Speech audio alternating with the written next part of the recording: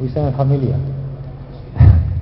En fi, bueno, pues avui tenim el plaer d'estar amb Josep González, que és president de la micro, petita i mitjana empresa de Catalunya. I bueno, pues donar-li la benvinguda i ja li donem la paraula a Rafa Juan per a que faci la presentació i bueno, com sempre, agrair a Quino Bernabéu el que ens hagi cedit el local i agrair als membres de la corporació municipal que han acudit a esta cita. Moltíssimes gràcies i bueno, li passo la paraula a Rafa Juan. Bueno, bona nit, gràcies a tots per vindre a esta nova jornada de l'Espai d'Economia.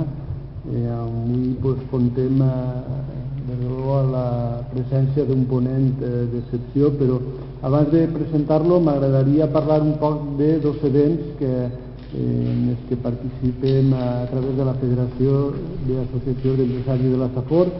Un tindrà lloc demà, és el segon foro empresarial que tindrà lloc tant així en Foment com en el Teatre Serrano, la Casa de Cultura i el Palau. I bueno, aquells que no esteu inscrits vos convide que encara arribeu a hora. És el segon foro empresarial i comptarà amb 10 conferències de primer nivell i torno a dir que vos anime a tots a que acudiu demà a aquest event. I l'altre és fruit de la col·laboració que des de la Federació tenim amb la prestigiosa Escola de Negocis, ESIC, per a celebrar així en aquest edifici de Foment un màster, és el programa superior de ventes, del qual tenim ahir la seva publicitat, que es començarà el 15 de novembre.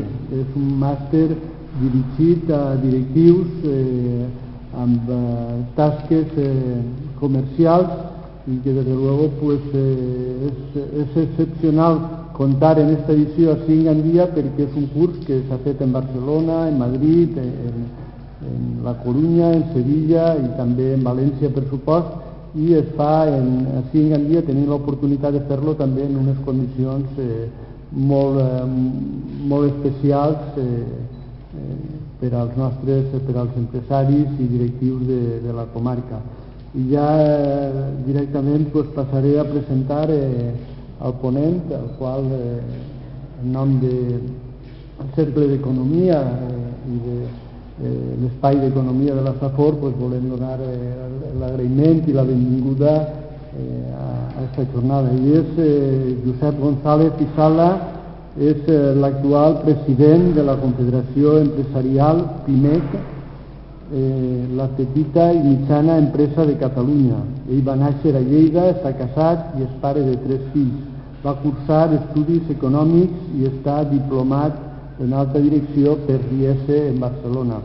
En l'àmbit de l'empresa privada ha fundat i ha estat vinculat amb diverses empreses relacionades amb la construcció, la indústria i el comerç internacional. Entre altres destaquen la direcció general d'una empresa multinacional americana en el sector de l'automoció. També ha sigut propietari, fundador d'una empresa de telemàrqueting i serveis telefònics. També propietari d'una empresa dedicada a la fabricació de cables i connexions elèctriques, que com decía tenia diverses fàbriques per el món, i a Espanya i per altres països. En l'actualitat és també vicepresident segon de la Cambra de Comerç, Indústria i Navegació de Barcelona, vocal de la Junta Directiva de la Plataforma Multisectorial contra la Morositat, membre del patronat de la Fundació Rinaldi en l'Escola Universitària Salesiana de Sarrià, membre del patronat de la Fundació DCN, Formació Professional, i president de la Societat per al Foment del Pallars Jussà. Només 2 notes. PIMEC és una associació empresarial que deu de ser l'associació empresarial més important que n'hi ha en Catalunya i possiblement a Espanya, que és independent de COE. Això pues, ens crida un poc l'atenció. Perquè, pues, segons es dia el seu president, defensa els interessos, COE defensa els interessos de les grans empreses. i Pimec vol mantindre's al marge, vol ser independent i poder expressar amb tranquil·litat i amb independència les seues demandes i les seues opinions. A pesar d'això, Josep, he tingut l'oportunitat de compartir avui un esmorzar i bueno, és una persona cercana, és una persona de consens, tot i que Pimec no sembla estar fora de COE i del curs normal de les associacions empresarials. Ell lluita per les empreses associades a Pimec, però també em sembla que sap reconèixer les idees i les aportacions realitzades tant per el govern de la Generalitat de Catalunya com per el govern de Madrid i també per la pròpia COE. En fi, ell possiblement ens explicarà un poc totes aquestes qüestions i es reitere l'agraïment per estar esta nit amb nosaltres desplaçant-se des de Barcelona per a poder-nos donar, estic segur que una magnífica conferència. Moltes gràcies. Molt bé, bona tarda a tothom i abans que tot expressar el meu agraïment perquè m'heu invitat i això sempre és un honor poder fer una xerrada d'un empresari a d'altres empresaris i més en una ciutat maca, perquè jo confesso que no coneixia Gandia, però pel poc que hem recorregut els carrers de Gandia m'ha semblat una ciutat molt maca, molt ben estructurada, amb dinamisme, s'hi veu vida per aquesta ciutat, no? No sé si això està massa a prop o massa lluny, i per tant doncs, és un plaer que avui pugui tindre aquesta ocasió d'estar aquí i haver conegut amb més detall aquesta ciutat. I agrair doncs, al president del Cercle d'Economia de la Safor, al regidor de Promoció Econòmica, al president de la FAES i Foment, representants de l'Institut Ignasi Villalonga i membres de les entitats de la comarca de la Safor i de la Vall d'Albeida que ens acompanyen i a tots vostès encantat de veure'ls. No? Bueno, primer una pinzellada a raó de lo que ve ara el senyor Joan, en el sentit de que volem ser independents. No és ben bé així, jo m'agradaria aclarar perquè aquest tema és algo sensible. Nosaltres no és que vulguem ser independents, és que no trobem un encaix estant sota l'estructura de COE. És a dir, crec que som una entitat que fem les coses que fem, equivocades o sèries, les fem amb convicció.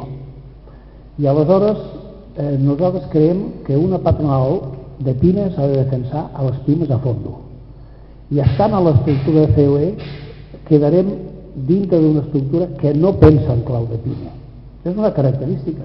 És tan respectable pensar en clau de grans empreses com pensar en clau de petites o mitjanes empreses. Cada un ha de triar. El que sí nosaltres veiem és que un totus revolutum farà que nosaltres perdem tota capacitat de poder defensar a fons les pimes. I com que tenim una situació a la patronal, a Déu gràcies, d'independència econòmica, d'una bona marxa econòmica, d'un bon patrimoni i d'un teixit que representem que té 110.000 empreses associades a l'entitat, tenim 100 persones de plantilla o 105, no sé, ara ja no sé en quant estem, però bueno, por ahí, bueno, doncs entenem que tenim força per poder defensar a fons la pime sense que hi hagi res que ens porti doncs, a tenir que acceptar plantejaments que no creiem que són bons per la pime. Per tant, no és un problema de dir, no, és que volem ser independents, no, és que no hem vist que siguem dependents de la COE poguéssim defensar les pimes. El dia que això ho veiem, no tenim cap inconvenient en formar part d'aquest col·lectiu, però veuran, quan parlem de la COE hem de parlar de la CEPIME, i la CEPIME, que és teòricament la patronal que representa les pimes. Clar, una entitat que no té despatxos propis, que no té òrgans de govern propis, que no té eleccions pròpies i que no té res propi, tampoc té una defensa pròpia de les pimes. És a dir, la tindrà amb una gran quantitat de coses que coincidirem la gran i la petita i mitjana, perquè no tots són diferències de criteri. Hi ha coses que ens uneix en comú. De moment estic segur que una gran empresa li preocupa l'augment del cost energètic i a la PIME també. Hi ha moltes coincidències. Però hi ha moments de la història que fan que la PIME tingui punts de vista diferents de la gran empresa. I en aquell moment o tens una independència per poder-ho defensar o tu quedes dintre del sistema. I bueno, només volia aclarir aquest aspecte i començo. Jo a veure, el títol que hem posat a la conferència, Catalunya des d'una visió empresarial, a veure, jo li donaré un enfoc. Jo els hi faré unes pinzellades de lo que jo veig de certes coses de l'economia catalana, però a veure, no tot és diferent a l'economia catalana del que pugui ser la valenciana o la de tota Espanya. Per tant, em perdonaran si jo faig una exposició on barrejo tant dades catalanes com dades a nivell nacional. I quan hi hagi una particularitat, una especificitat de Catalunya, doncs ja la remarcaré, no? Només per posar-los amb antecedents, 4 dades que sempre són pesades, però els passaré ràpid. A Catalunya, al final del 2011, teníem 500.000 pimes, aproximadament. Això ha anat a l'any. O sigui, estic segur que ara no les tenim, per molt que hi ha un flux d'altes i baixes d'empreses, però per desgràcia hi ha més baixes que no altes. Que representen aproximadament el 99% del teixit d'empreses de Catalunya, el 57% del valor afegit brut i que generen un 71% del total d'ocupació. Això són dades que fem amb una anuari de la PIME, on fem un treball molt gruixut i molt important d'anàlisi de tot el teixit de les pimes a Catalunya i aquí ens surten aquestes xifres. Si parlem, per què dic que són menys empreses, és evident que hem tingut una mortandat d'empreses els darrers anys espectacular, dramàtica. En 12 anys pràcticament es pot dir que Catalunya ha perdut 1/3 de les seves pimes. Això és una realitat molt dura, molt dura. I això vol dir també que en aquests moments la PIME representa un 48% del moviment de l'economia i ha baixat, aquí hem baixat diversos punts.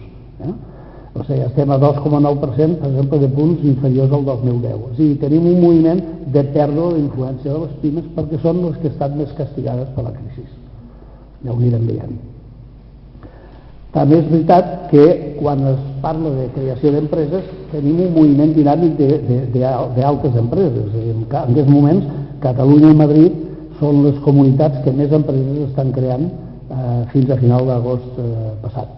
O sigui, hi ha un dinamisme de generació d'empreses, però per desgràcia aquest dinamisme de creació queda negativament compensat per la caiguda d'empreses.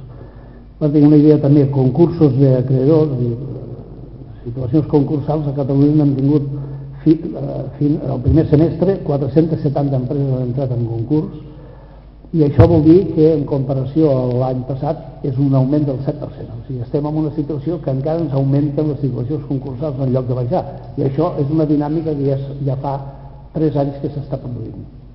O sigui que, i a Espanya això són també, fent dates comparatives, és més greu perquè el primer semestre del 2013 la taxa interanual ha pujat un 19% a la resta d'Espanya. O sigui, a Catalunya ha pujat un 7% i a la resta d'Espanya un 19%. Dades que tenim també, una altra dada és la internacionalització. L'exportació funciona molt bé a Catalunya, crec que va bé a tota Espanya, és a dir, per a Catalunya funciona molt bé. Tenim 46.000 empreses que exporten, però evidentment no exporten de forma continuada totes perquè això seria espectacular, no? Exporten un 9% de les pimes que tenim. O sigui, a Catalunya, com a mitja, 9% de les empreses que tenim són exportadores. Ara, si ho comparem amb tamanys d'empreses, aquí ens trobem amb diferències molt fortes. Si mirem, és a dir, a més dimensió, més exportació. Per exemple, les microempreses solament un 5% exporten. Si mirem les pimes, les petites, un 18%. I si mirem les mitjanes, ja un 41% de les mitjanes ja exporten. Per tant, en funció del tamany, hi ha més empreses que participen en la internacionalització. I sectors més exportadors, automoció, química, alimentació, maquinària, i les exportacions de Catalunya representen fins fa poc un 26%, jo crec que ara hem estat el 26 i el 25% de les exportacions de tota Espanya. És a dir, des del punt de vista d'exportació, Catalunya és un pes pesat a el que seria el conjunt de l'exportació d'Espanya. No? És a dir, un 26% no és l'indicador de tots els indicadors que podríem fixar en economia. Normalment Catalunya ha de ser, amb totes les xifres, un 20%. Per posar-ho d'una manera simple, totes les coses, quan les compares, són un 20% a Catalunya. Tenim 500.000 empreses i a Espanya hi ha 3 milions. Estem 20%, una mica menys, però sempre estem rondant el 20%. En exportacions estem al 26%. Vol dir que hi ha una certa major capacitat de sortir cap a fora. No? Si mirem una altra xifra, atur a Catalunya, doncs, tenim 600.000 aturats. Això a setembre del 2013. A Espanya, 4,7 milions. Aquí estem millor, no tenim la mitja del 20%, que seria 900.000. Aquí estem una mica millor que la mitja d'Espanya. No? Dades positives de l'evolució de l'atur fins ara. Ens millora la indústria, és a dir, comencem a tindre uns indicadors de la indústria de menys caiguda de treball, i s'aguanta bastant bé la indústria, no? I també a nivell interanual tenim que ha baixat l'atur a Catalunya un 1,8%, o sigui, tenim menys atur interanual de l'1,8%. En el seu moment va semblar que els mesos d'estiu serien els mesos espectaculars de baixada de l'atur. Nosaltres ja vam pronosticar que seria un factor conjuntural i, evidentment, per desgràcia, ja s'ha vist que el mes de setembre les coses ja han tornat a empitjorar-se, perquè caiguda el turisme, les coses... En fi, no es pot dir que hi hagi ja un manteniment de la situació de l'atur. No? Clar, això què fa? Tota aquesta situació de l'atur, acompanyada de que hi ha una baixada de salaris generalitzada, perquè abans en estàvem parlant, hem tingut una reforma laboral, ja en parlarem més tard, però la reforma laboral ha portat una baixada de sous, una pujada de l'IVA, una baixada de sous, i l'atur que tenim està portant conseqüències amb el consum. No hi ha dubte que el consum queda afectat per aquesta situació. No? Però hi ha un altre factor que nosaltres des de PIMEC fa molts anys que estem denunciant, vam ser, crec, els primers que ens en vam donar compte, que és el no crèdit a les nostres empreses. Jo diria, per simplificar, que a nivell d'Espanya el problema número 1 és l'atur i a nivell de les nostres empreses el problema número 1 és la falta de crèdit. El crèdit és l'oxigen de les nostres empreses i si et treuen l'oxigen et mors, i això ha provocat uns estralls molt forts amb les nostres empreses. No? Però és lamentable que hi ha que constatar que s'ha donat crèdit, ha augmentat el crèdit a les institucions, ha augmentat el crèdit a les grans empreses i ha caigut dràsticament el crèdit al teixit de pimes. I dic, això per què? Doncs, senyors, jo això no ho sé contestar. El que sí diria és que, parlant d'economia, això és una gran miopia d'Espanya i d'Europa, perquè el mateix està passant a Europa. És a dir, Europa no està estructurant o no està posant en marxa mesures que puguin arreglar aquesta situació que tenim a Espanya. És a dir, tenim la PIME obligada en temes de crèdit des de fa 6 anys. Aquesta és la realitat. I Europa no està, com deia, desenvolupant unes polítiques adequades perquè, mirin, tenim el Banc Central Europeu. No està planificant cap mesura que ajudi a tornar el crèdit a les empreses. Tenim el Banc Europeu d'Inversions, que al mes de juny es parlava de que donaria 100.000 milions, fins a 100.000 milions de crèdit. Escolta, estem a finals d'octubre i, com deia la meva mare, el més calent està a l'aigüera. I quan ho preguntes, el dissabte vaig estar parlant amb un alt càrrec del Banc Europeu d'Inversions i l'únic que em va contestar és que tenien una certa por de que si començaven a donar crèdit perdrien la classificació de AAA que té avui el Banc Europeu d'Inversions. I clar, quan sents aquesta explicació se't posen els pèls de punta. O sigui, tenim una institució europea que li preocupa més perdre la AAA que deixar caure el teixit empresarial. I clar, això és un reflexe de com va aquesta Europa. Va a la deriva, en certa manera. Sobretot amb aquest tema que els deia del crèdit i de polítiques de reactivació de l'economia. No? I la banca, per què no en dona de crèdit? Torno a dir, n'ha donat a les administracions i n'ha donat a les grans empreses. Per què no dona crèdit a les pimes? Doncs jo crec que hi ha 3 raons. Una, que la pròpia banca no té diners.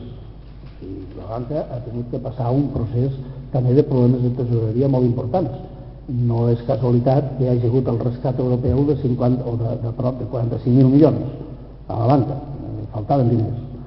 Però Europa no ha dit d'on aquests diners són per donar crèdit. No, han servit per estabilitzar la banca i per fer els processos de fusions i aguantar una situació que fa 2 anys era caòtica. Per tant, una raó és que no tenen diners. No donen crèdit, no tenen diners. Una altra raó és la pròpia morositat que tenen. Tenen uns indicadors de morositat molt alts. Però clar, aquesta morositat és part causa i conseqüència. És a dir, si la banca no hagués tallat de cop el crèdit a les empreses, hi hauria molta menys morositat. I si hi hagués menys morositat, podríem donar més crèdit perquè els hi fa por la morositat. O sigui que estem en una situació molt lamentable, no? Hi ha una tercera causa que és, aquesta, agafin-la com una opinió personal meva i crec que no m'equivoco. La banca està sotmesa a les normes de Basilea 3, són les directius europees que exigeixen a la banca que es capitalitzi molt més i que, en fi, que tingui garanties molt més fortes. I jo crec que aquí hi ha una certa esperança i pressió de la banca d'intentar que Europa afluixi en aquestes pretensions. Estan queixant-se a Europa i dir, escolti, és que si vostè va apretar tant amb les normes, amb capitalitzar-me, jo no tinc diners per donar crèdit. Crec que, en el fons, és algo de raó i pressió de la banca. O sigui que tenim aquí un panorama, doncs, en aquest aspecte, que lamento dir, que jo no li veig sortida amb temps. Crec que tenim falta de crèdit durant un temps, encara. I això, que a Europa hi ha uns directius que va posar en marxa fa 4 o 5 anys que es van donar compte que tenia que prioritzar l'atenció cap a la PIME. I va fer un decàleg de 10 mesures que entre elles hi havia 2 que destaco, no sé si és la quinta, la sexta o la quarta o la quinta, això no me'n recordo. Però bé, s'ha de donar prioritat a finançar les empreses, a les pimes. I s'ha de donar prioritat a que les pimes accedeixin als concursos públics, o sigui, a les subhastes i concursos. Res d'això s'ha complert. O sigui, directives europees que no són capaces de posar-les en marxa i que sistemàticament les obliden. Bueno, suposo que veuran que soc bastant càustic amb la visió d'Europa, però és que les realitats són les que són. Jo penso que tenim una Europa que va desorientada, on ens falta un govern europeu democràtic, i fa falta unes eleccions democràtiques a Europa que constitueixen un govern d'una vegada i que comenci a rodar com a govern d'Europa. Perquè ara tenim la senyora Merkel que imposa el seu poder, tenim el senyor Hollande que fa el que pot, tenim els italians que no saben on van, aquí això és una merienda de negros i per tant fa falta un govern que marqui, encertades o equivocades, que marqui unes polítiques per conduir aquesta Europa. I també aquesta és una visió pessimista perquè tampoc sé veure quan això es posarà en marxa. Penso que també és un tema... Llavors, la banca que diu, home, és que les empreses no demanen crèdit. Escolti, no demanen crèdit perquè no s'atreveixen. O sigui, hi ha molta empresa que sap que si va a la banca no li donaran crèdit. O sigui, que sí que ha caigut la demanda de crèdit, però ha caigut per una banda perquè no s'atreveixen a demanar-ne, i també és veritat que nosaltres notem que les empreses ja demanen menys crèdit, perquè a base de 6 anys de no rebre'n, doncs s'han espavilat. No em facin dir com s'han espavilat. No sé si han posat diners de casa i els han portat a l'empresa, si han reduït l'activitat i necessiten menys diners, quines coses han fet. Perquè hi ha una cosa que no han fet, i la volia remarcar perquè aquesta sí que és molt catalana. Ja els he donat unes xifres de Catalunya, però n'hi ha una que jo em preocupa molt. L'empresari català és molt poc propens a entrar socis a l'empresa. Jo per provocar a l'empresariat català, això darrere, a vegades dic que l'empresari català prefereix morir-se sol que sobreviure acompanyat. O sigui, això de posar un soci a casa, ostres, això és molt fotut, tindre un soci.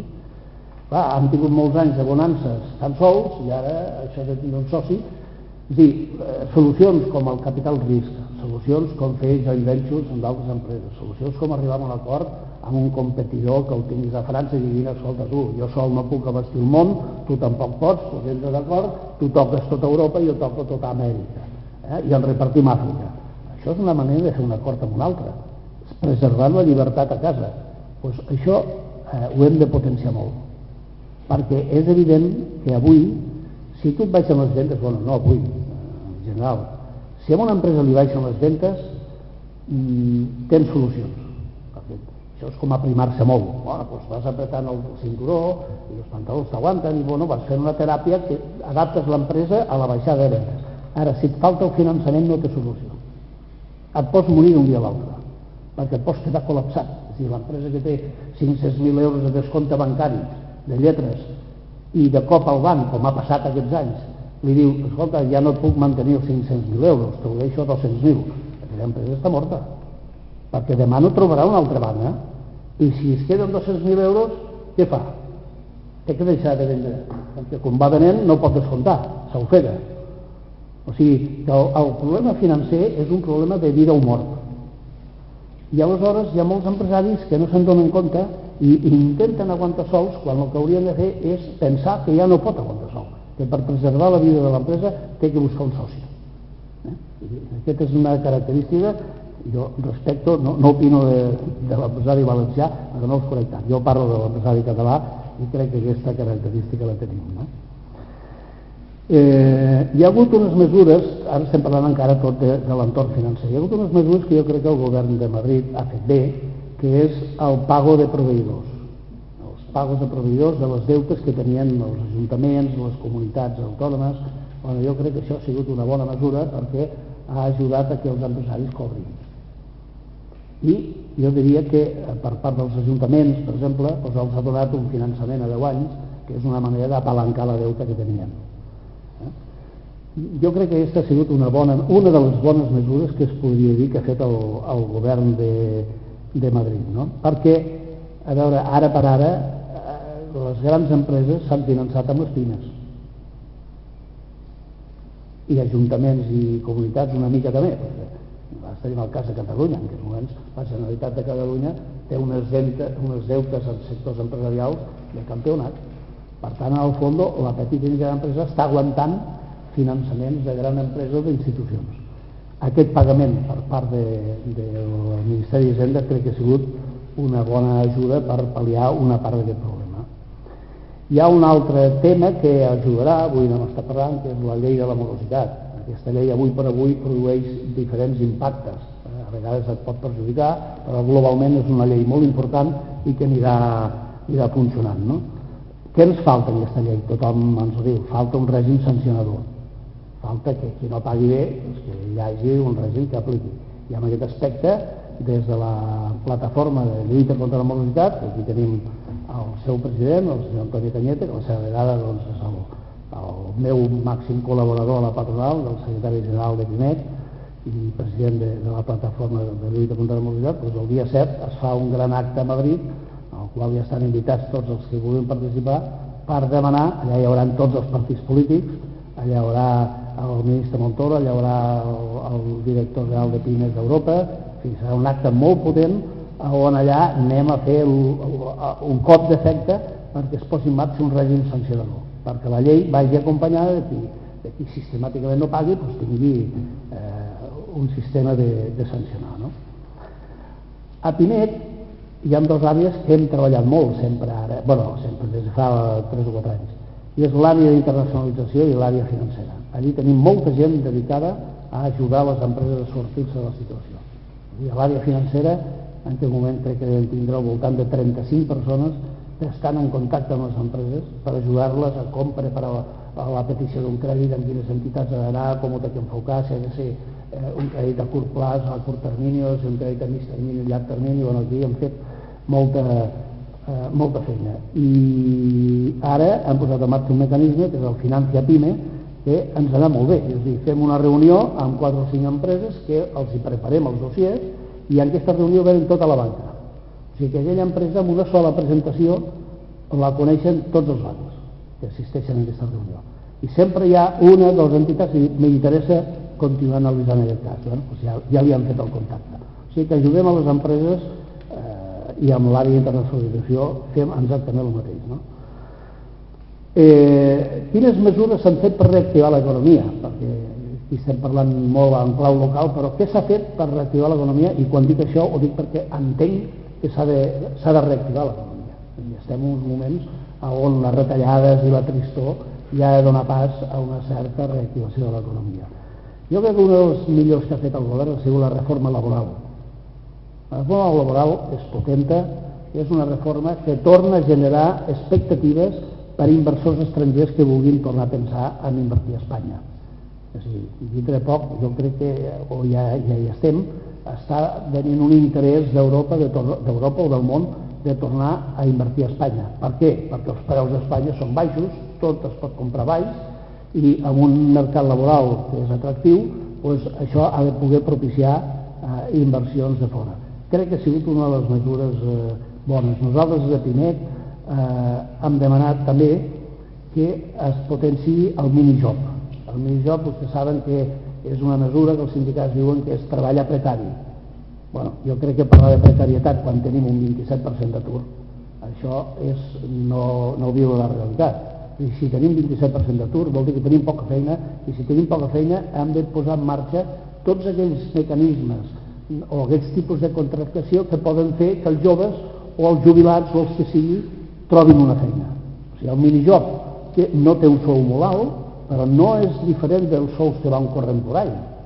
I a canvi, per exemple, un jubilat pot compaginar la jubilació amb un minijob. Un estudiant pot modular i treballar 3 hores i estudiar el resto. Un home de casa, és una alternativa de treball que jo crec que té moltes oportunitats, no?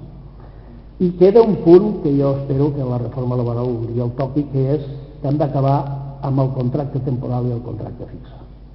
No hi ha dret que tinguem un 90% de joves, de treballadors, a precari, que sempre estan patint si quan venci el contracte el continuen contractant o no. Crec que hem d'eliminar, hem de nivellar les condicions d'un contracte fixe i un contracte temporal i acabar amb el contracte temporal. Aquesta és una assignatura que ens queda pendent, no? En els pressupostos del 2014 estàvem parlant de quines mesures de reactivació s'han fet. La reforma laboral, com els deia, una. La llei d'emprenedors és una altra. La llei d'emprenedors no ha sortit tot el potent que havia de sortir, però té mecanismes bons, va amb la bona direcció. L'únic que li ha quedat curt és el criteri d'IVA de caixa, que havia de ser una gran esperança per millorar la tresoreria de les empreses, és a dir, no pagar l'IVA de les factures que no s'han cobrat, però ho han acotat tant, ho han condicionat tant, que al final no s'hi apuntarà quasi ningú. És una pena que en un país... I era una promesa del PP molt important. En els pressupostos del 2014 també entenem que es tenia que fer més polítiques de reactivació. És a dir, si el govern està dient que les coses milloren, home, facin uns pressupostos ja de millora, no facin uns pressupostos de continuïtat, no? Hem vist a nivell de Catalunya, doncs jo els puc dir que hi ha una empipada de que, per exemple, amb la partida d'infraestructures, doncs Catalunya sistemàticament porta 4 o 5 anys a sota de les xifres que per als acords que hi ha hauria de rebre. I clar, aquest any quan veus que partida d'infraestructures a Catalunya 900 milions i a Andalusia 1.700, no tinc res contra Andalusia, però des del punt de vista racional, això no encaixa. Ja em poden dir que hi ha més població a Andalusia i no, però escolti'm, les coses tenen una lògica i aquí jo no sé si és una lògica de pressió o és una lògica del què, però la veritat és que hi ha un sentiment a Catalunya d'emprenyada general, per dir-ho en paraules clares. No cal que els digui que quan mires la partida amb més profunditat d'infraestructures i veus que la major part de partida se'n va a Mares, doncs aleshores un ja es queda més desencantat. I quan veus les partides, que hi ha partides per l'eix ferroviari mediterrani de càrrega, però les veus tan modestes en comparació als altres, doncs, bueno, estem fent unes inversions en infraestructures en clau política, no en clau econòmica. I clar, tot això deixa de sabut, entenem que són els pressupostos que tenen aquests problemes. I 2 partides més que havien de servir per la reactivació: ajuda a l'exportació i ajuda a la innovació. Les 2 partides sistemàticament van avall.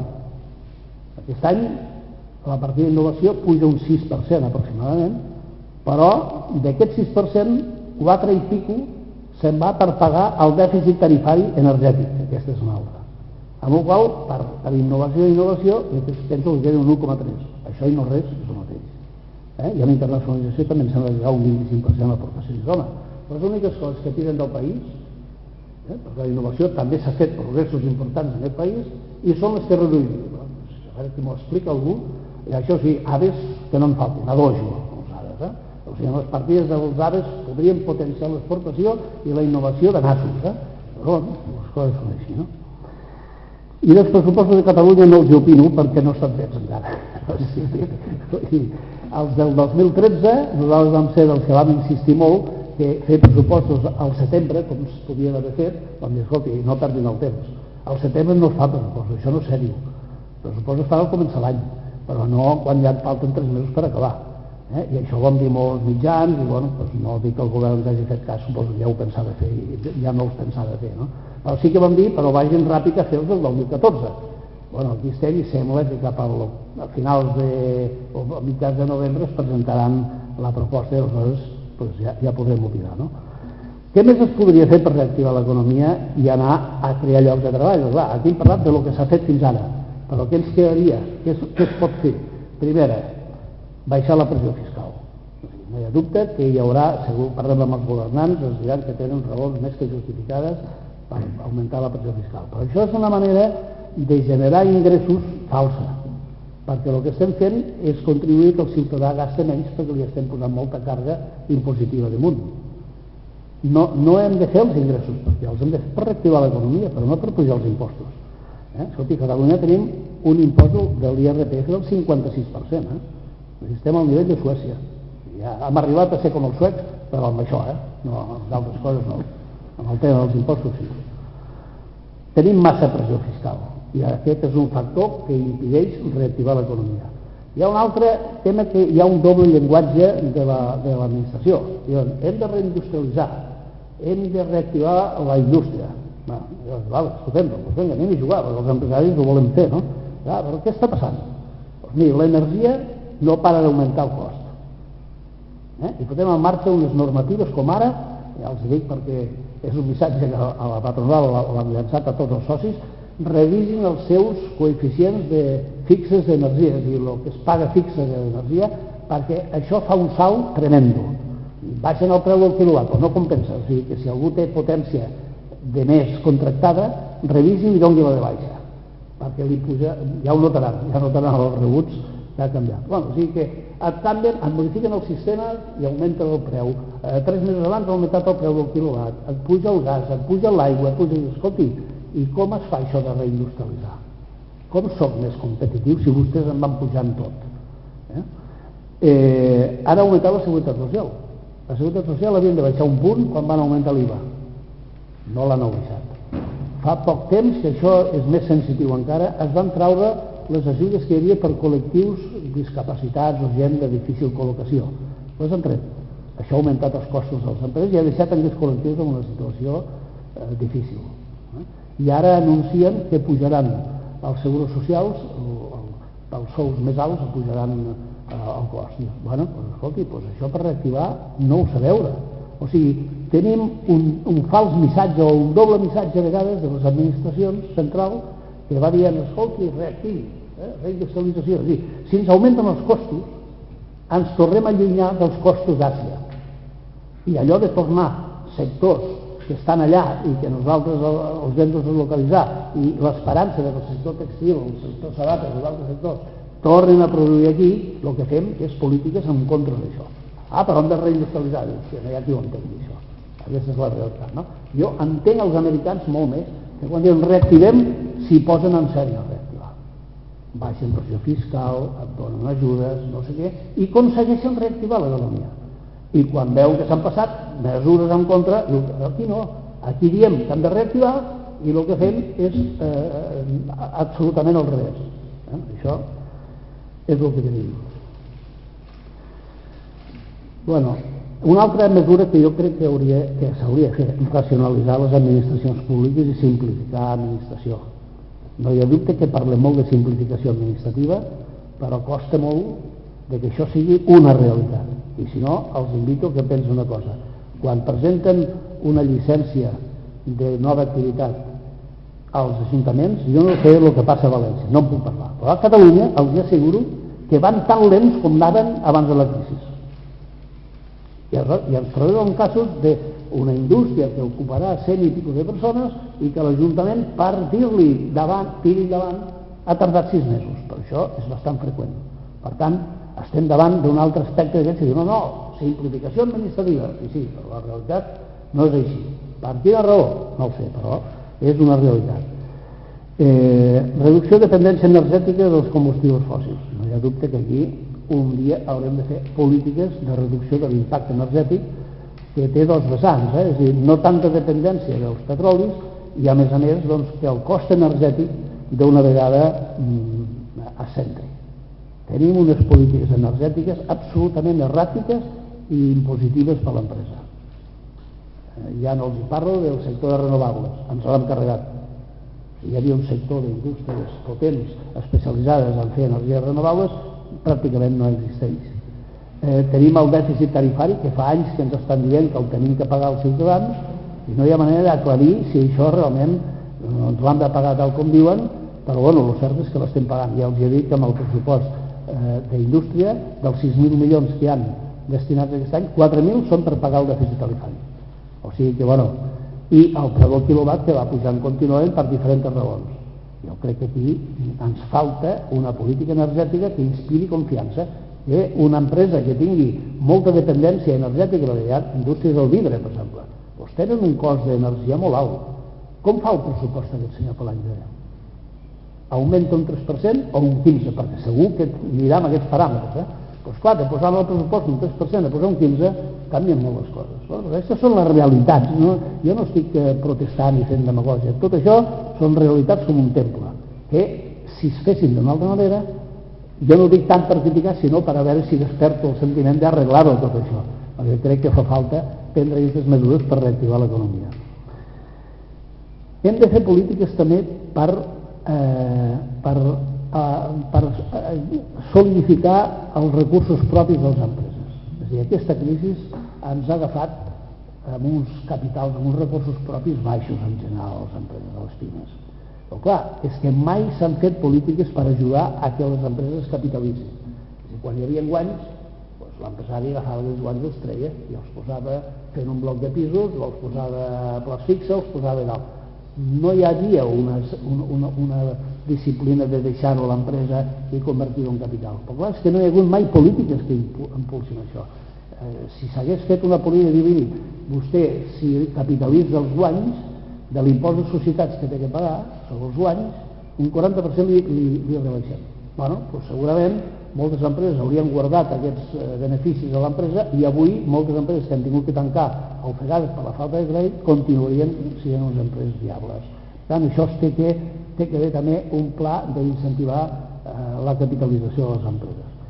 Augmentar el tamany de les empreses. També tenim que treballar en aquesta línia. Jo estic barrejant mesures que poden ser immediates d'execució i d'altres que portaran al seu procés. Però augmentar el tamany de les empreses, no sé si vostès s'han fixat, que aquesta és una altra de les falsetats que jo dic entre el missatge i la realitat. Tothom està d'acord amb una cosa. Hem d'augmentar el tamany de les empreses per exportar, per innovar, Llavors dius, bueno, anem a mirar què es fa perquè això sigui així. Primer, l'empresari ho està fent? No, per el que els he dit abans de l'individualisme. A l'empresari li costa molt trobar mecanismes per augmentar el tamany de l'empresa com capital risc, indemnitzacions, el que hem dit abans. Però i l'administració què fa?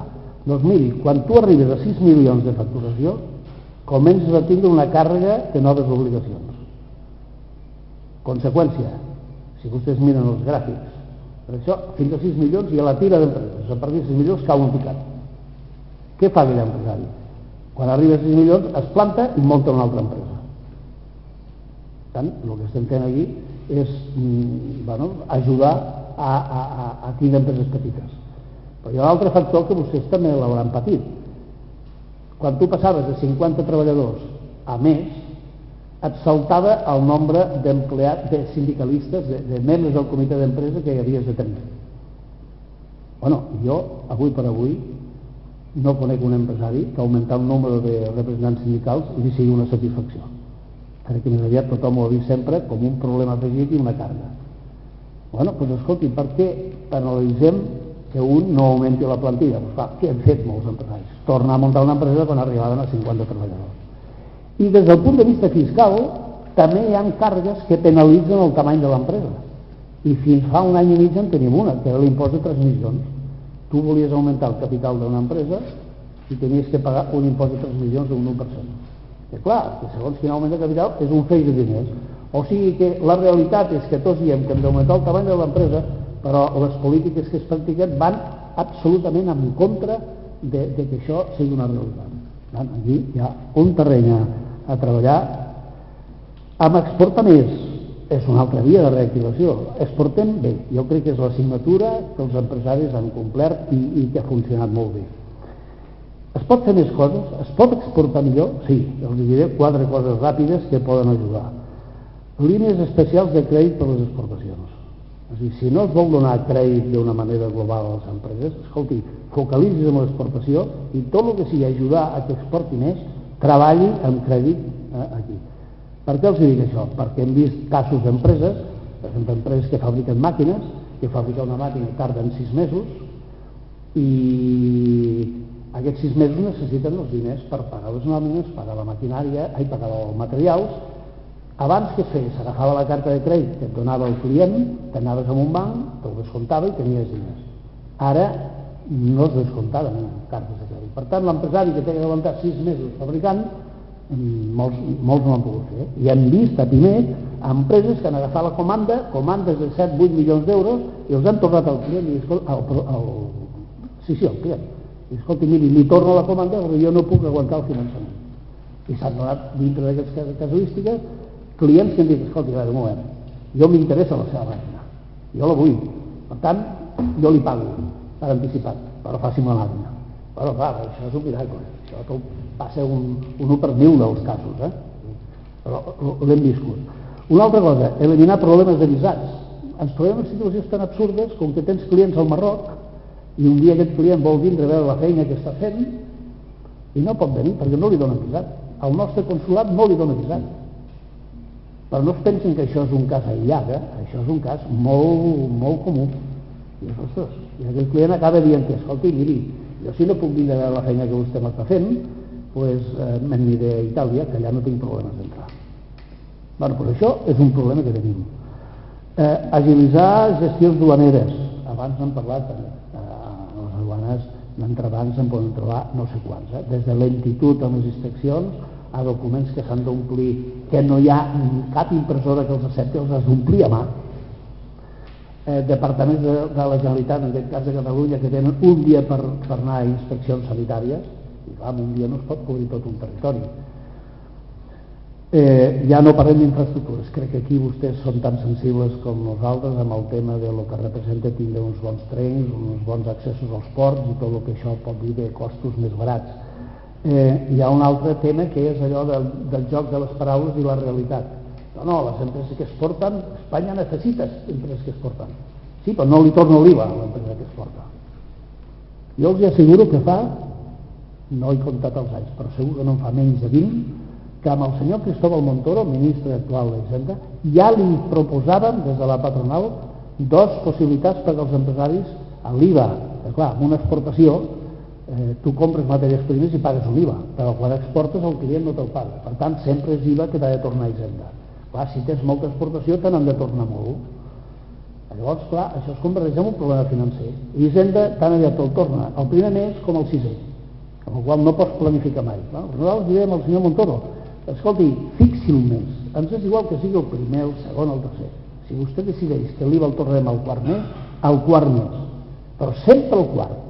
Llavors jo ja planificaré les meves finances perquè el quart sé que rebre els diners. Però home, si un mes me'l dona el segon i un altre el 6è, jo ja no sé què fer.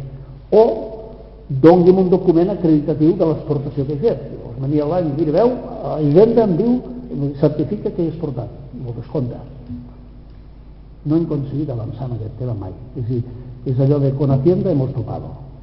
El ministre molta bona voluntat, però Hisenda és una altra història. I també hem tingut el problema de les empreses de caució.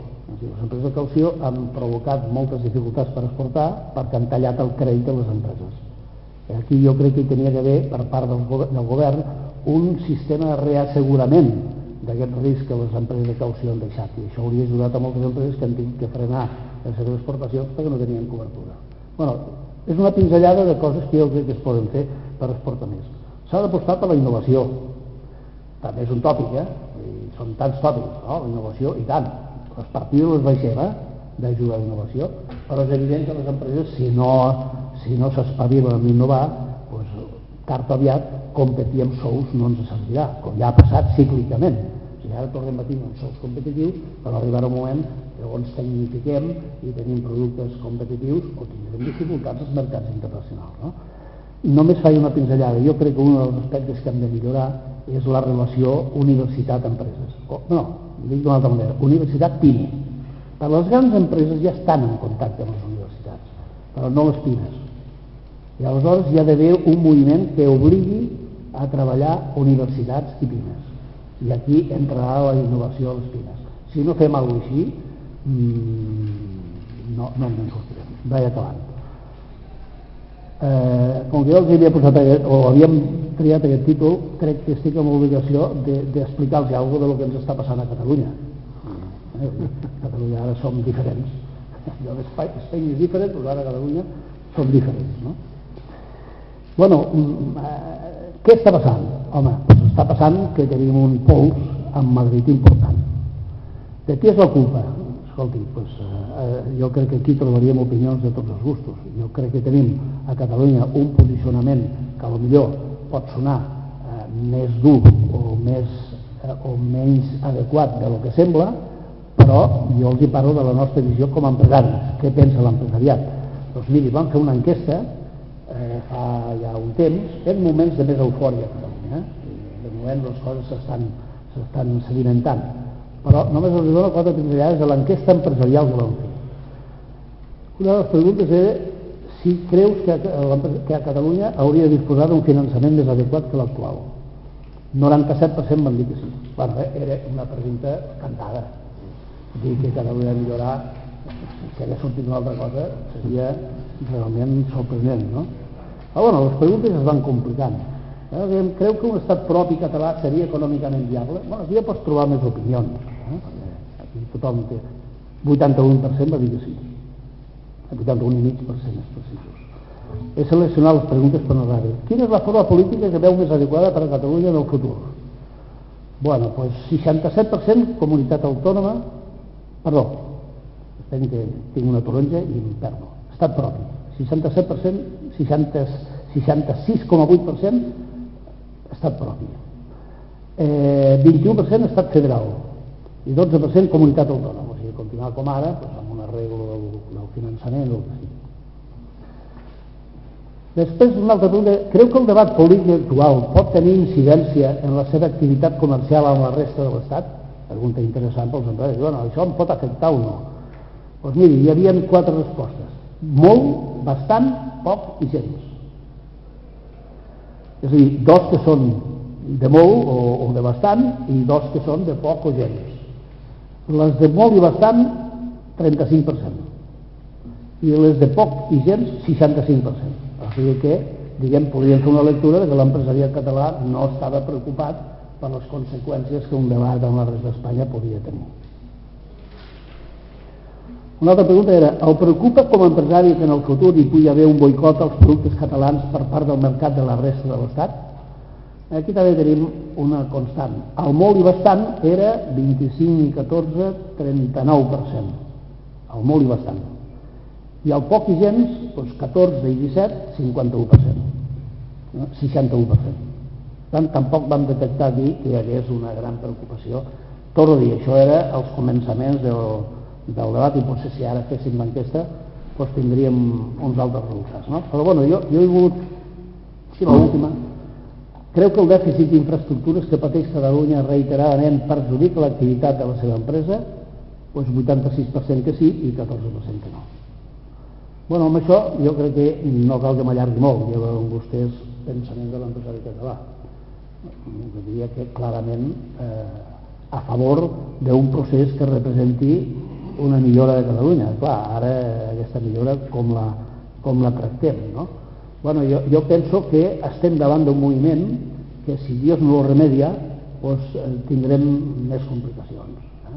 Aquest tema no s'afluixarà fàcilment. No és un problema de que el senyor Mas canvi d'actitud, perquè avui jo crec que el moviment de la societat catalana, sense exagerar, ja supera una mica el moviment dels polítics. O sigui, els 2 11 de setembre que he viscut, el de l'any passat i el d'ara, es nota que la societat ja va més enllà del que els polítics li demanen. I per tant això no s'arregla amb 4 pinzellades. Aquest és un tema que té un nivell de complexitat. Bueno, el senyor Mas tenia que rectificar, i el senyor Rajoy, que no dona cap solució. Però escolti, el líder d'un país, com el líder d'una empresa, és el que té que prendre la iniciativa. I jo penso que Madrid no es dona compte que Catalunya té un problema potencial molt important, que no s'arregla dient, bueno, 4 duros y a los catalanes los vamos a contentar. Jo crec que això ha passat. I nosaltres de Pimec moltes vegades ho hem criticat, que per 4 duros hem canviat d'opinió. Jo crec que ara hi ha un moviment de la societat més fort, doncs, que pot portar a una situació complicada si no s'és intel·ligent i si no es reacciona ràpid. I, bueno, només em quedava una cosa. Primera, aquesta no la tinc aquí explicada, però sí l'esperit de que jo crec que jo he sigut invitat aquí per entitats patronals i dir-vos que nosaltres des de Pimec tenim una visió de que ens venen temps complicats. És a dir, els agents socials, els agents econòmics hauran d'afinar el llapis perquè cau la formació, cau les subvencions, cau tota una sèrie de coses que faran que posin a prova patronals i sindicats. I des de Pimec així ho entenem i així estem actuant. Jo, si em permeten doncs, el meu consell, els encoratjo a que aquest tema se'l mirin amb molt d'interès perquè venen temps complicats. Ara bé, hem d'intentar fer fortes les patronals, perquè en aquest moment de crisi doncs, hi ha molta gent que es pensa que les patronals no fan el que haurien de fer, o els sindicats. I potser és veritat, potser ens ho mereixem una certa crítica, però també és veritat que si no tinguéssim patronals i sindicats els demanaríem a crits que tornessin, perquè un empresariat sense uns líders, malament, i un sindicat sense uns líders, malament. I de la mateixa manera que vam viure aquesta necessitat l'any 74, per la vida de la democràcia, no recordo, que ens van entrar els sindicats, van entrar comissions obreres, van entrar UGT, i bueno, els empresaris ens van juntar tots en patronals perquè veiem la necessitat de plegar-nos amb una patronal. Les coses han canviat, molt ha canviat, però jo crec que no hem d'oblidar això, que els patronals i sindicats són necessaris. Podem exigir més responsabilitat, més claretat, més sacrificis, més tal, però al marge de totes aquestes millores mantingueu forts i mantingueu units perquè som imprescindibles la patronal, no? I per acabar, jo penso que m'he passat a temps un quilòmetre, malgrat tot el que hem dit, jo sóc optimista. Jo crec que hi ha moltes coses que es poden arreglar, però al mes de febrer, i aquí tinc una persona que ho pot testimoniar, a la Junta Directiva de Pimec jo vaig dir, senyors, a final d'any les coses milloraran. I m'hauria agradat que haguéssiu vist la cara de les 60 i pico persones que hi havia a la Junta Directiva. Van dir, el Josep no calibra bé, perquè clar, en aquell moment tot anava avall. I al mes de febrer, que diguis que a final d'any les coses milloraran, doncs la gent a l'acabar, els que en tenien més confiança van dir, Josep, te l'has jugat molt, Sí, home, me l'he jugat, clar que sí, doncs ho he fet expressament, perquè jo entenc que les coses milloraran. I si milloren, que no us agafi, com es diu vulgarment, amb els pixats al ventre. És a dir, aquella nau que veieu que era una bona compra i que no sé què, doncs al tanto, perquè si millora, el propietari d'aquella nau te'n demanarà més diners. O aquella inversió que tenies allí congelada perquè sí que podries vendre més però no l'acabaves de fer, doncs espavila't perquè si ve una millora, doncs a la millor arribes tard a fer la inversió. Us ho he dit per això, si m'equivoco accepto la responsabilitat. Bueno, jo crec que no m'he equivocat. Jo crec que si comparem els paràmetres econòmics de fa un any i mig, sobretot els macro, amb ara, us asseguro que és espectacular. Fa un any i mig teníem 600 de prima de risc, de moment estem a 200 i caient. Fa un any i mig teníem els bancs caient en picat i venim la gent a dir-me, Josep, tindrem un corralito, com l'Argentina, o on te posa els diners, a sota la rajola. Això era lo habitual fa un any i mig. Avui hi ha tranquil·litat absoluta. Els diners sortien d'Espanya massivament, o sigui, feia fredor la quantitat de diners que sortien d'Espanya per por. El Deutsche Bank, a no sé què, a tot el món sortien els diners d'allí. Ara estan tornant. Els inversors estan invertint a Espanya. El dèficit comercial és positiu, és És a dir, ja exportem més que no importem. Bueno, tot això, quan ho mires en perspectiva d'aquesta, et dona optimisme, i les coses estan millorant. Ara, en tant, no pensem que aquesta millora és tot. Tenim un paro que no se'l salta un galgo, del 27%, i avui per avui cap expectativa de que aquest atur pugui millorar a curt plaç. Podem dubtar si la millora vindrà quan creixem un 1% o creixem més d'un 2%. Aquí hi ha discrepàncies perquè abans era 2% era el mínim per créixer. En aquest moment, com que dominen molt els serveis segurament no necessiten un 2%. I potser amb un 1 i pico de creixement podríem veure alguna millora de l'atur. Jo calculo que l'any 2014 podem tindre alguns trimestres amb saldo positiu i alguns altres amb negatiu i bueno, pues al final l'any lo comido por lo bebido. Això és el que podria passar l'any que ve perquè el creixement no passarà de l'1% o de l'1 i alguna cosa. Però amb aquesta regla de que els serveis necessiten menys podria haver-hi algun trimestre de creixement. No? Per tant, tenim com a factors negatius l'atur, tenim l'endeutament, menys greu. L'atur és el problema greu d'Espanya. L'endeutament que té Espanya ja l'arreglarem. Si es fan les coses bé és un tema que es pot arreglar. Tenim dificultat de complir amb el dèficit. Europa ens està exigint, ens està marcant amb el dèficit. Bueno, potser ens demanen un 2% i farem el 80, o farem el 2,30. Però no és greu. Jo crec que el problema greu és l'atur. Per tant, jo soc optimista, crec que s'ha fet un gran salt, crec que estem estabilitzant el país, no tant per les polítiques espanyoles, sinó perquè tot ha confluït una mica a que els 45.000 milions que s'han donat a la banca han fet el seu efecte. No hi ha dubte, algú els ha posat i això ha funcionat. El que em queixo no és això, el que em queixo és que no hi ha hagut 45.000 milions per les pimes, aquest és el problema. Però s'han fet coses que han estabilitzat els macroxifres i ara el que té que vindre és aquella percepció nostra de que millora una mica el consum, de que l'atur ja no creix en la manera que havia de créixer. És a dir, a final d'any, per posar-los i resumir i acabar, la frase que jo he dit diverses vegades, que crec que és la millor manera d'explicar el que pretenc. És a dir, jo estic optimista però no entusiasmat. I per tant, el que jo dic és que a final d'any ens trauran de la UBI i passarem a planta. Espero encertar-la i res més, moltes gràcies i a la vostra disposició.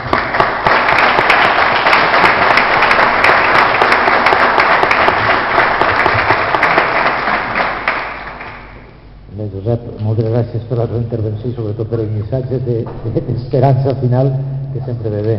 Bueno, i ara comencem el torn de preguntes, és dir, que qui vulgui preguntar-li alguna cosa a Josep González, pues, ell estarà encantat de contestar-vos. Toni. Bueno, jo per començar li faré una, ja que ens ha parlat, es pot dir més alt però no més clar, la veritat és que el felicite per l'anàlisi que ens ha fet, crec que ha aportat moltes idees i possiblement si els governants es tenen un poc més de cas a les associacions empresarials, pues l'economia reactivaria en més velocitat de la que està fent. No? Per tant, pues, el felicite i li agraeix molt l'anàlisi que ens ha fet. En quant a les associacions empresarials, i així pues, en som algunes i dinàmiques, què podem fer per evitar aquests temps difícils que es venen per davant, a la manca de recursos i de financiació per a les activitats empresarials, també per a les sindicals, que són, com també ens has dit, tan importants per a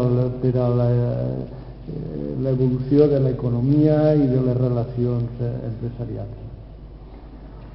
Home, doncs jo us vull dir el que a PIMEC més o menys fem, perquè jo vareta màgica tampoc en tinc, però a veure, PIMEC té un factor diferencial de la major part de patronals, que és que nosaltres tenim, per una banda, els ingressos derivats de les quotes dels socis, és una partida important, ja us dic que teníem 110.000 socis, i això és una xifra important, però tenim una altra partida d'ingressos, que és els serveis extres que fem per les empreses. Què vol dir serveis extres? Doncs vol dir que, poso un exemple ràpid i així m'entendran. Si una empresa ens consulta com fer un CEMAC o com fer un tema laboral doncs l'assessorem i això va incluït amb la quota que paga. Ara, si a aquesta empresa li agrada l'abogat que tenim nosaltres i vol que li porti la discussió d'un conveni laboral que potser pot durar 3 mesos de negociacions amb el sindicat, doncs això es paga extra. Tenim serveis també per portar temes de medi ambient, tenim serveis, en fi, tenim una gamma de serveis àmplia que ens donen un complement d'ingressos. I això doncs, ha fet que aquestes dues són les partides bàsiques. Tenim també una partida que rebem de l'administració catalana en funció de la gent que tenim treballant a totes les taules. És a dir, tenim com, no sé, una barbaritat, 300 i pico de taules que estem representats. Això vol dir gent, i vol dir nòmines que paguem de la patronal. Bueno, a Catalunya hi ha en marxa una llei que se'n diu de participació institucional que ve a compensar aquest cost que tenim de les persones. Què vull dir amb això? Home, doncs, procurar tindre quan més socis millor i que paguin, perquè clar, el que no val és la dinàmica que jo he vist en algunes entitats, perquè tu entris no et cobro, però clar, com que no et cobro no tinc diners per fer res per tu. Aquesta dinàmica és una dinàmica de mort. El soci que està en una patronal té que pagar i la patronal aleshores tens un compromís de treballar per aquell soci i aquí és un compromís mutu. Tu em pagues una quota i jo estic obligat a que tu estiguis content amb aquesta quota. Això és la filosofia que hem fet servir a Pimec des de fa molts anys. L'altra és aquesta idea de buscar serveis que complementin. Tercera, busqueu economies d'escala, que també hi ha, la patronal d'allà i la patronal d'aquí, ens ajuntem i fem aquest servei als diferents associats. No se m'ocorreix gaire coses més, perquè tampoc hi ha miracles, no? Però jo crec que aquestes vies us poden donar una llum de coses que es poden fer, no? Sí, bueno, sí, d'alguna manera estem en aquesta dinàmica d'ajuntar-se tots en aquest magnífic edifici que tenim i de tratar d'optimitzar els costos, no? El que passa és que no sembla, no és fàcil, no és fàcil, cada associació té els seus interessos. També patim la crisi, no es pensen que estem un missatge triomfalista. Nosaltres també tenim una mortandat de socis significativa, perquè si es moren les empreses, doncs a veure, una empresa ja quan està tancada no et paga la quota. Per tant, tenim un problema aquí també. Ara, tenim un departament comercial que intenta anar recuperant empreses noves i que compensin les empreses que et cauen. Per tant, un altre factor és aquest, tindre un agent comercial que vagi a la búsqueda d'empreses. No? Això moltes patronals no ho tenen. Si fos bé, doncs, és una manera de solucionar el problema, no? Molt bé, doncs moltes gràcies per les aportacions. Alguna ens farà falta, la farem servir. A veure, estem a la vostra disposició, de debò, amb tota la sinceritat i sense del cost. Qualsevol dubte que tingueu, que entengueu que des de primer que us poden donar una opinió, a la vostra disposició. Per al secretari general, com jo, o com si un dia voleu vindre a veure els serveis que fem, com ho tenim estructurat a la patronal, no tenim cap secret, no tenim encantadíssims de poder ajudar. Bé, jo vull fer-li una pregunta, no sé si ho ha dit, però crec que no. Quan ha comentat l'enquesta de lo que pensaven els seus associats, les empreses catalanes, les pimes, ha parlat de lo que ells pensaven, però no m'ha pregut sentir què pensava Pimec, si tenia un discurs oficial, i quina veu portava, i quin missatge d'argumentació traslladava a la societat catalana, que és la vostra societat directa. Però què vos interessa que el resta de l'Estat pugui entendre que el xicotet empresari català pensa sobre aquest procés que s'ha obert? Nosaltres vam fer aquesta enquesta precisament per saber com ens posicionàvem. No era fàcil.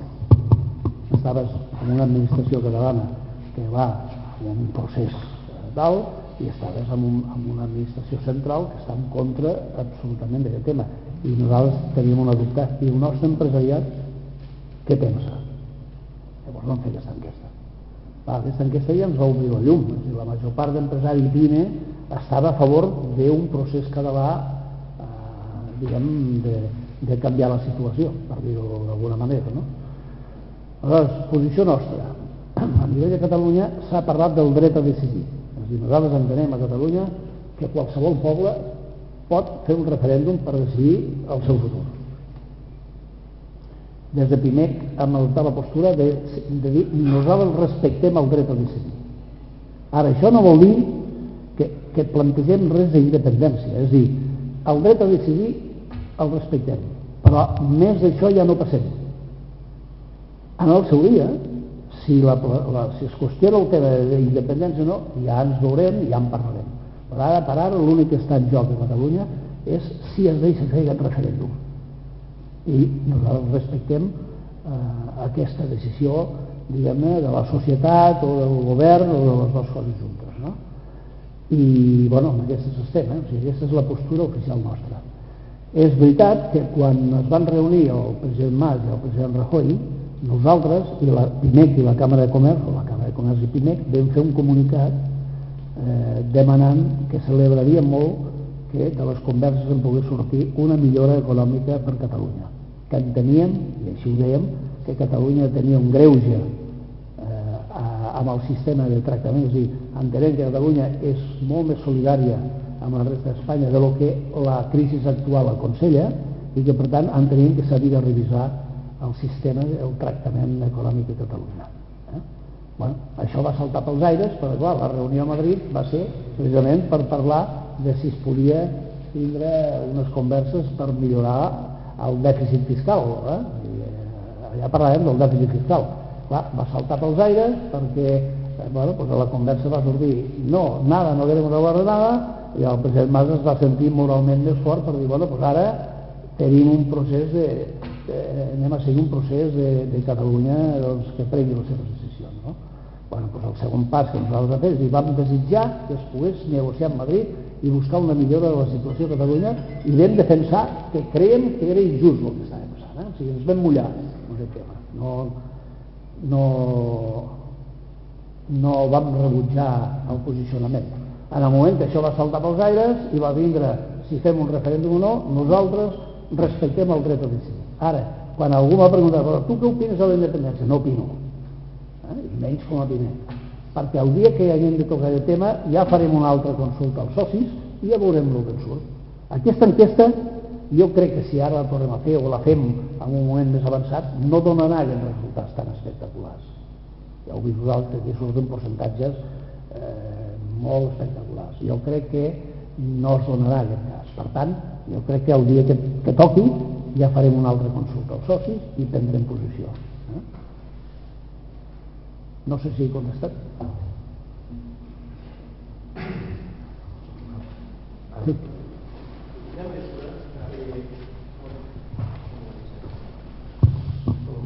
Felicito perquè crec que has estat molt bé la conferència que has donat. En quina mesura, equilibrant les forces entre Foment i PIMEC Catalunya, em faries una valoració de que la plataforma PIMEC té una força, i quina força té, si ho serveix per a negociar. Ho dic per el següent: estem en un moment de moltes normatives, molts normatius a Europa, molts normatius als Estats, moltes regions i autonomies. Nosaltres aquí, quan es desenvolupa una normativa a nivell autonòmic, és molt important poder intervindre en ella, per a com es desenvolupa, perquè després sabeu massa vosaltres que ahir va dependre moltes coses. De totes les que has dit, moltes van a dependre del desenvolupament de les normatives autonòmiques. En quina mesura l'estar vosaltres com a PIMEC i si compten molt i podeu intervindre molt en aquestes taules que teniu on realment se legisla a nivell autonòmic? Està en compte el que feu? Vos he dit, o Foment en un moment determinat està en paral·lel o no, o està per damunt de vosaltres? Aquesta força la esteu mantenint en les negociacions en qualsevol govern que l'hagi tingut, no en este, en qualsevol govern que l'hagi tingut autonòmicament. No sé, em retumba molt el micro i no sé si és bé la pregunta.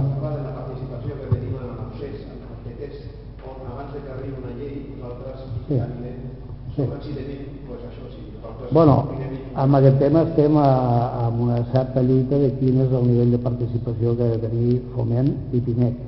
Són les dues entitats. Sempre tenim aquest problema sobre la taula del percentatge de representativitat i aleshores ens trobem amb diferents situacions, és a dir, amb segons quines taules. Per exemple, Preventime, el pla de prevenció de sinistralitat laboral.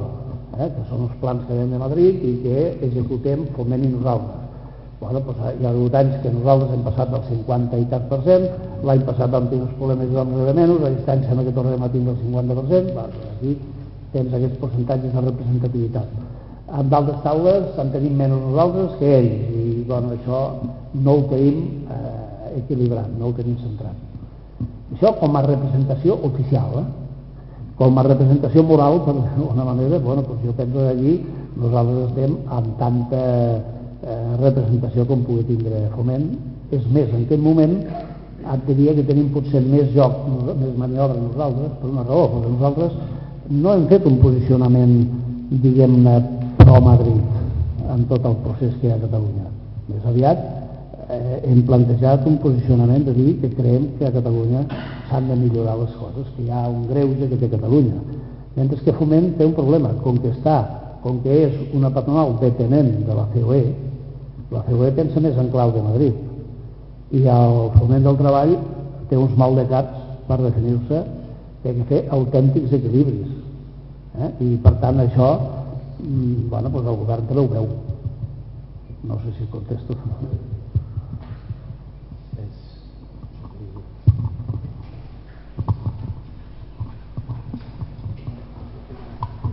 Bona vesprada, gràcies per la seva exposició.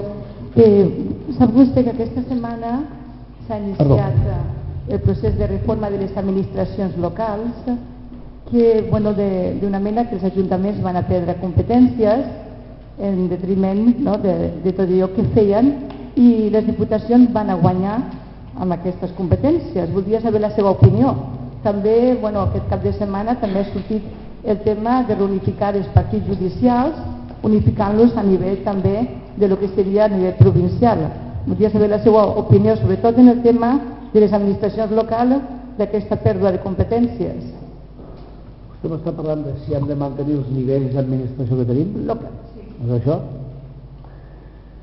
Bueno, a veure, jo crec que els nivells d'administracions es poden simplificar, es poden reduir.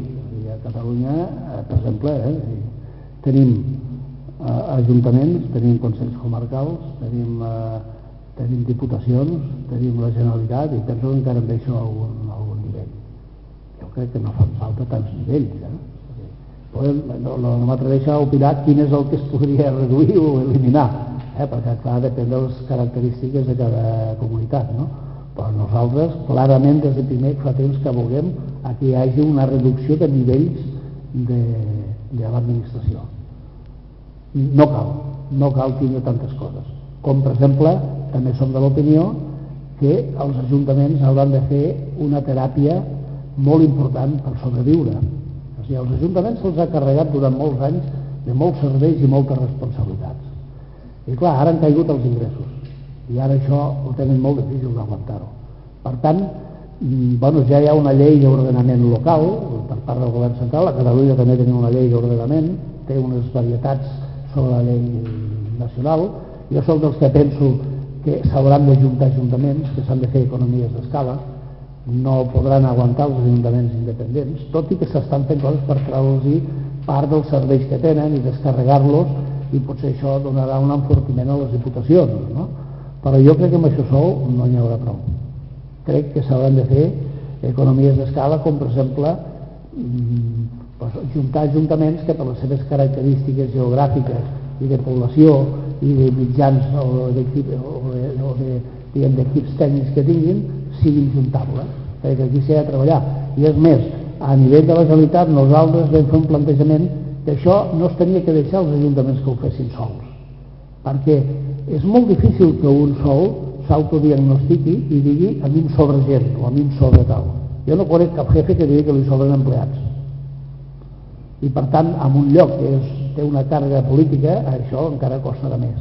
Per tant, jo això ho vam plantejar a la vicepresidenta del govern català, Joana Ortega, i li vam dir, creiem que heu de muntar uns equips tècnics, que hi hagi un sociòleg, que hi hagi un arquitecte, que hi hagi un enginyer, és a dir, 4 o 5 persones que coneguin el món municipal i que amb mapes sobre la taula puguin dissenyar unes millores. puguin dissenyar, doncs mira, en funció de com estan situats aquests municipis i dels equips tècnics que tenen, entenent que aquí es poden produir aquestes fusions i aquests dalt. I, aleshores, ajudar amb aquests ajuntaments a fer aquest procés, ajudar-los financerament i tècnicament. I així farem aquest procés. Ara, si vosaltres espereu que els ajuntaments s'autodiagnostiquin i diguin, no, a mi em sobra l'arquitecte, perquè clar, a Catalunya està passant ajuntaments que tenien arquitecte, aparellador, enginyer, no sé què. Per què? Perquè abans s'aprovaven cada dia projectes de noves empreses i ara no entra un projecte en un mes. Què fa aquell arquitecte, aquell aparellador, aquell enginyer? Escolti, no té sentit. Però clar, és difícil prendre decisions perquè a vegades en un ajuntament es poden causar problemes de les properes votacions. Ara, si hi ha un equip comandat des de la Diputació o des de la Generalitat que fa aquest treball i que determina, fa unes auditories i determina que en aquella àrea es pot fer aquest procés d'optimització municipal, ja no és l'alcalde que pren una decisió, és un equip que tècnicament ha analitzat aquell tema. No? Bueno, no ho han fet. La societat nostra no ha anat així, estan fent coses, però no amb aquesta línia. Jo crec que el procés serà més lent. Serà més lent, bueno, però si ho aguantaran, no aguantaran. Si ve una millora de l'economia, doncs potser s'aguantarà, però si les coses empitjoren, doncs potser hauria tingut que fer-se amb una actuació molt més ràpida. No sé si li he contestat. Bueno, ¿alguna cuestión más? Yo simplemente me quería preguntarle, ha puesto el tema de los contratos laborales, fixes, temporals, si tenien una idea més concreta sobre... A veure, el que no és rebut socialment és que tinguem un 90% de contractes temporals. Això és un crim social. Jo com a empresari em va molt bé, tinc un contracte que el puc eliminar demà si cal, però tampoc em va bé. O sigui, això és un error, perquè tinc un treballador que no sap si la setmana que ve que li acaba el contracte li renovaràs, no esperis que es formi a l'empresa aquest treballador, ni que estigui motivat a l'empresa. És impossible. Per tant, això no li va bé a l'empresari. Si busca gent que es formi, que es motivi, un contracte temporal no ens va bé. Ara bé, aquest país va fer tan rígid la contractació física i tan costosa i tan complicada que clar, l'empresari diu, escolta, jo si agafo una persona en contracte fixe, el dia que no tingui feina per ell, és que no hi ha manera, els sindicats se'm tiraran damunt, l'administració no sé si m'ho aprovarà, em costarà un dineral, escolta, tinc el contracte temporal, doncs tiro mà del contracte temporal. Per tant, hem creat, per la nostra falta de diàleg o de saber les coses, hem creat una situació socialment irrespirable, socialment i empresarialment. No? Llavors, què s'ha de fer? Bueno, doncs es poden fer moltes coses, no? Però jo soc dels que penso que no hauria de ser difícil arribar, és a dir, baixar les condicions d'un contracte fixe i pujar-les a un contracte temporal. És a dir, que no et surti tan fàcil com ara un contracte temporal, però que tampoc sigui les dificultats d'un contracte fixe. I aleshores anar a un sol contracte. Sol contracte en quant a fixe o temporal, perquè té que continuar havent-hi un contracte per estació, com es diuen, per temporada, és dir, una fàbrica de cerveses necessita contractar l'estiu i el novembre no ho necessita, hi ha d'haver un contracte específic per la temporada, no? O sigui, hi ha d'haver alguna modalitat, 2, 3, 4, però això és una cosa, i l'altra és fixa o temporal? No, tots fixes. Penseu una cosa, això ens fa mal també en quant a l'activitat immobiliària, perquè avui, si hi ha algun jove que té parella i que té la il·lusió de comprar-se un pis i necessita una hipoteca, quan van al banc i diu contracte temporal, no hi ha hipoteca. Per tant, amb aquest sistema de contractació no estem ajudant a que reactivi un sector que home, un dia seria desitjable que tingués més activitat perquè és un potencial factor de generació de llocs de treball i d'economia, no? Doncs estem posant-hi pals a la roda amb aquest sistema. Què és el que està passant? Bueno, jo aquí atribueixo més culpa als sindicats que no a la patronal, perquè jo crec que els sindicats estan anclats en un immobilisme que per ells la solució seria que el 90% dels contractes s'igualin amb els fixes. Doncs home, això no hi ha empresari que ho resisteixi. Haureu de baixar haurem de nivellar els dos contractes. No podem perdre cap dret, ja hi som. O sigui, per no perdre cap dret, el col·lectiu de treballadors fixes que avui tenim, que cada vegada és més petit, perquè jubilen, es moren, hi ha un procés natural de caiguda, i com que no se'n fa cap més de fixa, doncs cada vegada el col·lectiu temporal és més alt. Llavors dius, vostè sindicat s'ho ha mirat bé això, perquè arribarà un moment que tindrà una desafecció dels joves que ningú es vol afiliar. Jo per què hi està el sindicat? Si estic en un contracte temporal, no sé què, i la meva visió és que el sindicat no m'ajuda en aquest procés de millorar les meves condicions de seguretat en el treball. Per tant, crec que aquí falta una capacitat d'avançar-se a les circumstàncies, perquè si no ve d'aquesta manera, jo crec que un dia hi haurà una reforma laboral que ho imposarà. I els sindicats s'hauran quedat una altra vegada, com amb la darrera reforma laboral, que s'estan queixant molt d'aquesta reforma ha fracassat, diuen que ha fracassat perquè no ha generat llocs de treball. Això és un argument sindical, però és un argument fals. Amb una crisi com la que tenim de cavall, el que no pots esperar és que una reforma laboral sigui un mecanisme de generar llocs de treball. Els llocs de treball es generen amb l'activació de l'economia, però no en fer una reforma laboral. El que passa és que no tenien arguments contra aquesta reforma i el fet que no hi ha hagut generació de llocs de treball diuen que és un fracàs de la reforma. La realitat és que aquesta reforma arribarà un moment que ells veuran que baixen el número d'acomiadaments i aquesta reforma portarà més expedients de regulació de jornada i més expedients de regulació salarial i menys acomiadaments, perquè tens d'altres mecanismes a l'empresa. I això els sindicats arribarà un moment que s'ho hauran d'envainar, perquè es donaran compte que això no és així. Bueno, si voleu alguna cosa més? No?